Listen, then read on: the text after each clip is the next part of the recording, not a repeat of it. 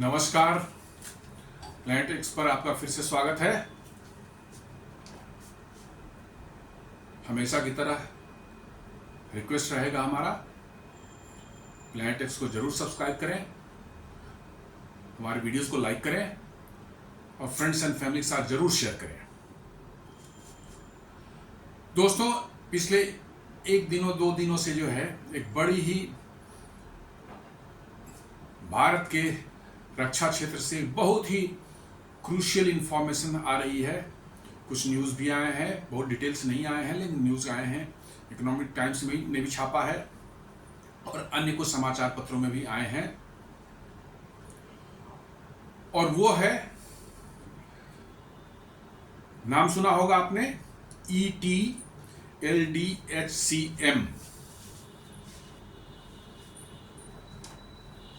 ये एक DRDO की एक नई मिसाइल सिस्टम उन्होंने डेवलप की है। उसका अभी टेस्ट किया गया है 3 दिन पहले उड़ीसापुर के चांदीपुर टेस्ट रेंज में जो है। मैं डिटेल में इसके बारे में बात करने जा रहा हूं आगे। छोटा सा ही वीडियो है ये। ETLDHCM को बोलते हैं, फुल इसका फॉर्म है extended trajectory long distance hypersonic cruise missile. अब तो आप समझ गए हो कि मैं किसके बारे में बात कर रहा हूं। बेसिकली इंडिया का जो हाइपरसोनिक क्रूज मिसाइल प्रोग्राम है उसकी मैं बात कर रहा हूं। हाइपरसोनिक हमेशा आप आजकल इधर सुन रहे होंगे कि यमन ने, हूथियों ने जो है हाइपरसोनिक क्रूज मिसाइल दाग दिया इजराइल पर, ईरान ने इजराइल पर दाग दिया, बहुत सी बातें आती हैं।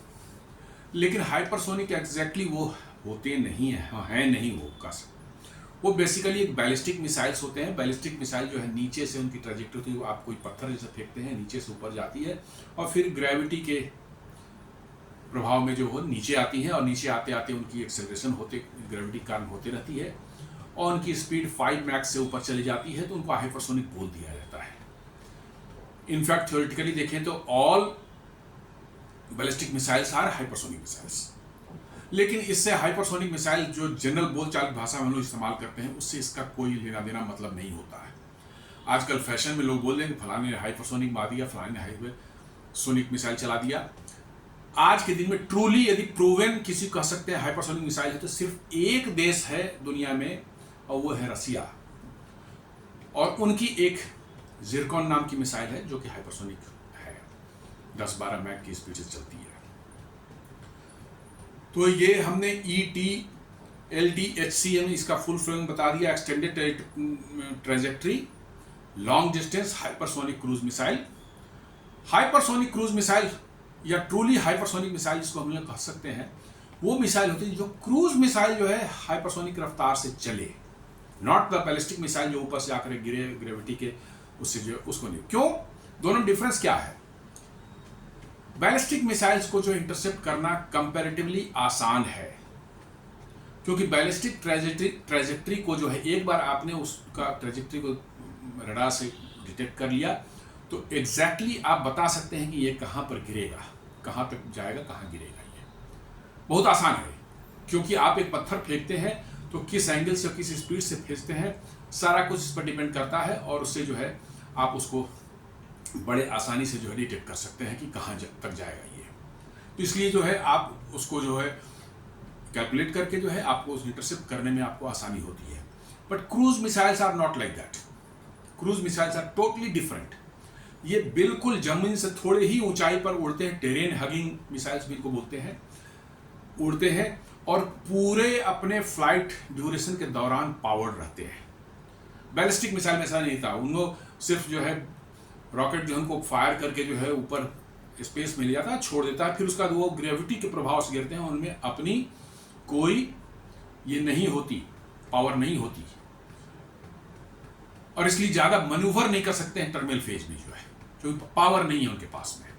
हालांकि आजकल वैसी बैलिस्टिक मिसाइल्स कुछ बनाए गए हैं, थोड़े बहुत प्री प्रोग्राम जो है मैनूवर्स कर सकते हैं, लेकिन वो भी प्री प्रोग्राम्ड है, उतना ही तक मैनूवर करेगा, थोड़ा बहुत कर सकता है, उसको भी डिटेक्ट किया जा सकता है यदि आपको पता चल जाए कि ये इसका प्रोग्राम ये है, इसके इतनी डिस्टेंस के बाद ऐसे वो घूमेगा, ऐसे घूमेगा, वो पता चल जाता है। तो उनको भी इंटरसेप्ट करना जो है नॉट वेरी इम्पॉसिबल। लेकिन क्रूज मिसाइल जो है पूरे अपने फ्लाइट के दौरान पावर रहता है till it reaches it's target.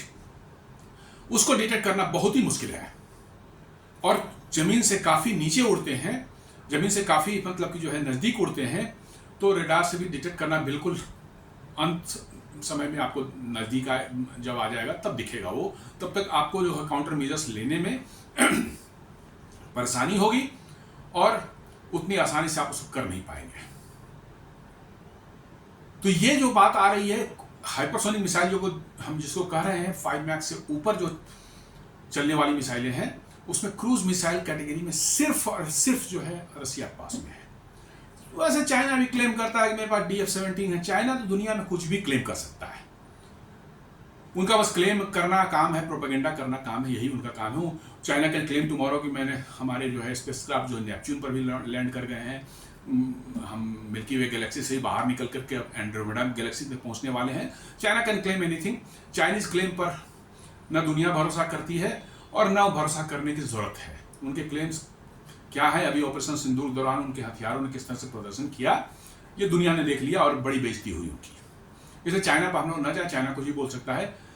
Even America जैसे सुपर पावर और टेक्नोलॉजिकली सो एडवांस कंट्री जहां कटिंग एज टेक्नोलॉजी के लिए R&D हमेशा होता रहता है, वहां पर भी जो है अमेरिका भी जो है आज तक स्ट्रगल कर रहा है। They have not been able to make any hypersonic cruise missile.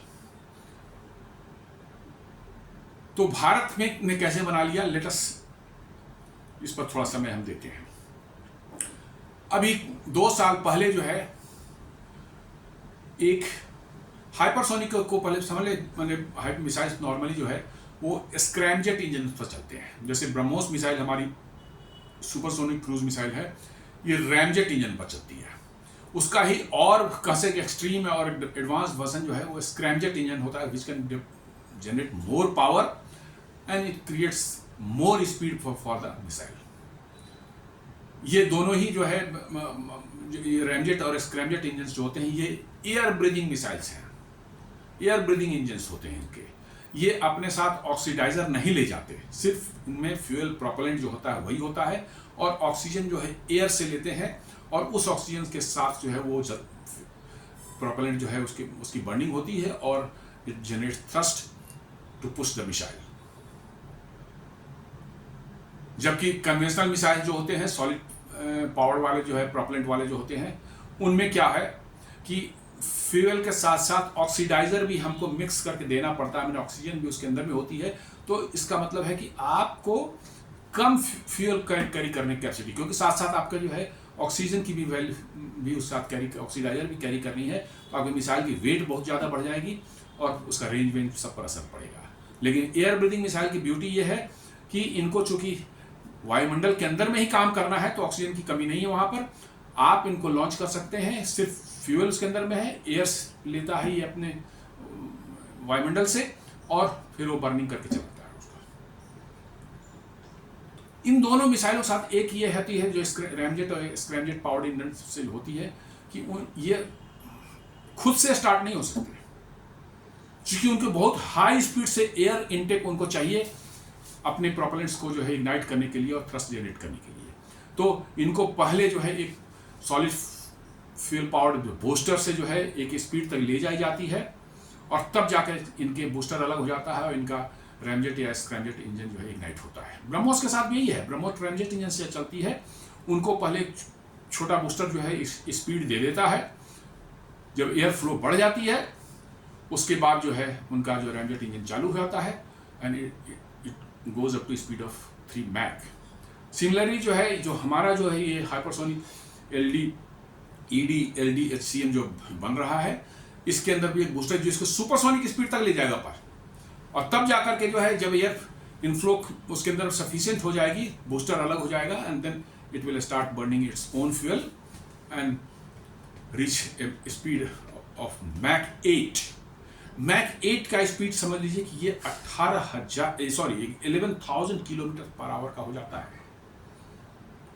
ये हमने जो टेस्ट किया अभी 3 दिन पहले, ये 1500 किलोमीटर की रेंज होने वाली है और ये 11,000 किलोमीटर पर आवर की स्पीड अचीव कर लेती है इस टर्मिनल फेज में लास्ट में जाकर के। आप समझ लीजिए वो भी क्रूज मिसाइल है जो कि जिसकी ट्रैजेक्टरी को मनूवर कर रही है, स्पीड के साथ साथ मनूवर कर रही है। कितनी डिफिकल्ट टेक्नोलॉजी है ये बनाना। डिफिकल्ट क्यों है कि it is not only the engine की which can provide you that much speed but rather your missile structure. क्योंकि इतनी स्पीड पर पूरा मिसाइल गर्म हो जाएगा, बिल्कुल थाउजेंड्स ऑफ डिग्री सेंटीग्रेड पर गर्म हो जाएगा उसकी बॉडी। नॉर्मल मटेरियल रहेगा, वो पिघल जाएगा, डिस्टॉर्ट हो जाएगा, मिसाइल गिर जाएगी। लेकिन उसको भी बर्दाश्त करना है क्योंकि उस टेम्परेचर एंड प्रेशर जो एयर फ्रिक्शन से क्रिएट हो रही है उसके बावजूद भी आपका जो है मिसाइल की बॉडी जो इंटैक्ट रहे, वो डैमेज ना हो, वो उसको टॉलरेट करते रहे और it reaches up to the target to hit it. तो बहुत ही कॉम्प्लेक्स टेक्नोलॉजी है, नॉट मतलब कि very easy to master over it, बहुत ही कॉम्प्लेक्स है। और इसका 2 साल पहले जो है पहली बार भारत ने जो है इसका टेस्ट किया था। HSTDV बोलते हैं, high speed technology demonstrator vehicle, जिसमें सिर्फ स्क्रैमजेट इंजन को टेस्ट किया गया था। स्क्रैमजेट इंजन को टेस्ट करके उसमें 20 सेकंड तक शायद स्क्रैमजेट इंजन को इग्नाइट किया गया था और इसकी कैपेबिलिटी देखी गई थी कि कैसे काम करता है। उसके बाद फिर पिछले साल अप्रैल में दोबारा टेस्ट किया गया। इस बार स्क्रैमजेट इंजन को 1000 सेकेंड तक इग्नाइट करके रखा गया और ये देखा गया जब इसने स्टेबिलिटी प्राप्त कर ली तो उसी का इस्तेमाल करके इस मिसाइल को जो है को तैयार किया गया है। और इसका फर्स्ट टेस्ट है ये। 15,000 किलोमीटर इसकी रेंज है और 8 मैक की स्पीड ये मनोवर कर सकती है, अचीव कर सकती है। कैन यू बिलीव कि ब्रह्मोस जो 3 मैक की स्पीड है उसको इंटरसेप्ट करना ऑलमोस्ट इम्पॉसिबल है एनी एयर डिफेंस सिस्टम को। मैक 8 को तो मैं कहता हूं कि नियर इम्पॉसिबल नहीं, ऑलमोस्ट इम्पॉसिबल हो जाएगा। अब फ्यूचर में कोई टेक्नोलॉजी एयर डिफेंस की वैसी आ जाए तो बात अलग है, लेकिन एट प्रेजेंट जो एयर डिफेंस सिस्टम दुनिया में अवेलेबल है, I don't think any of this air defence system will be able to intercept this missile. अब इसकी क्या आपको जरूरत है, और इसके तीनों वर्जन्स बनाए जा रहे हैं, which can be launch from the air, which can be launch from the land and at the same time it can be launch from the ships. थोड़े बहुत माइनर मॉडिफिकेशन करके जो है इन तीनों वर्जन्स में यूज करने वाले जो है ये मिसाइल बनाए। क्या इसका नाम दिया जाएगा वो अभी तो जो मैंने नाम बताया ETLD-HCM जो है ये टेक्निकल नाम है, बट जनरल यूज के लिए जो है हो सकता है बाद में कोई इसका और कुछ नाम दे दिया जाए। और भारत के लिए की सुरक्षा के लिए कितने अहम होंगे, कितने इंपॉर्टेंट होंगे, आप इसी से अंदाजा लगा सकते हैं कि आपके इर्द गिर्द है पाकिस्तान है, चाइना है, बांग्लादेश, ये सारे के सारे आपके एडवर्सरीज हैं जो कि आपका कभी भला नहीं चाहते और आपको इनसे अपनी सुरक्षा करनी है। और ये सब ऐसी टेक्नोलॉजी है कि दुनिया में आपको कोई देने वाला नहीं है। You have to develop yourself, और तभी आप आत्मनिर्भर बनेंगे। और तभी जो in the need of the hour, जब आप क्राइसिस में आते हैं, जब वार आपकी शुरू हो जाती है, उस समय दुनिया के सारे लोग जो है आपके दोस्त भी जो है बगल हट जाते हैं, आपको आपूर्ति करने में जो है वो सक्षम नहीं रहते। तो आपको इन सबों में आत्मनिर्भर रहते हैं आप, तो आपकी सुरक्षा जो है गारंटीड होती है। तभी आपने ऑपरेशन सिंदूर में देखा कि most of the equipments were मतलब इंडियन मेड और दे परफॉर्म एक्सीडिंगली वेल। और इससे और ज़्यादा कॉन्फिडेंस बढ़ा है अपने देश में निर्मित हथियारों के प्रति हमारे सेना की, हमारे सरकार की और हमारे पब्लिक की भी। और इसी का नतीजा है कि आपको ये नया एक मिसाइल जो है दिखने को मिल रहा है, जो कि अगले 2-3 साल में शायद टेस्ट होकर के जो है मल्टीपल राउंड टेस्ट होंगे, डेवलपमेंटल टेस्ट होंगे, देन यूज़र ट्रायल्स होंगे, और तब जाकर के भारतीय सेना में ये शामिल होंगे। अगले 2-3 साल में मैं उम्मीद करता हूँ कि हो जाने चाहिए। बट माइंड इट, ये बहुत ही एक्सपेंसिव होने वाले हैं और that can be only used against a very very extremely high value target. छोटे मोटे टारगेट के अगेंस्ट में नहीं होगा। आप ब्रह्मोस को देखकर 34 करोड़ का पड़ता है, तो छोटे मोटे टारगेट के नहीं करेंगे। एक्सट्रीमली हाई वैल्यू टारगेट जो होंगे उन्हीं के अगेंस्ट में आप इसका इस्तेमाल करेंगे। और ये एक बार आपकी भारतीय सेना में आ गई तो यू कैन बी श्योर कि वही मतलब कि जो है आपके जो है एडवर्सरी जो है आपसे आपके साथ पंगे लेने से पहले जो है 50 बार सोचेंगे। तो ये न्यूज़ पिछले 2-3 दिनों से चल रही थी, मैंने सोचा कि इसके बारे में थोड़ा सा डिस्कशन कर ले, आपकी जानकारी में दे दूँ। आप जानते भी होंगे, बहुत से लोग न्यूज़ पढ़ते रहते हैं, जानते हैं, बट 2 दिन से काफ़ी ज़्यादा इसकी चर्चा हो रही थी, तो मैंने सोचा एक छोटा सा इस पर विश्लेषण कर दूँ, ताकि हम लोग अवेयर रहें इसके बारे में, और आगे फर्दर जानकारी आएगी तो फर्दर डिटेल एनालिसिस भी की जा सकती है। अभी बहुत ज़्यादा जानकारी इसके बाद खुलकर नहीं आई है। धन्यवाद। और हमेशा की तरह आपसे निवेदन है कि मेरे चैनल प्लैनेट एक्स को जरूर सब्सक्राइब करें, वीडियोस को लाइक करें और फ्रेंड्स एंड फैमिली के साथ जरूर शेयर करें। धन्यवाद।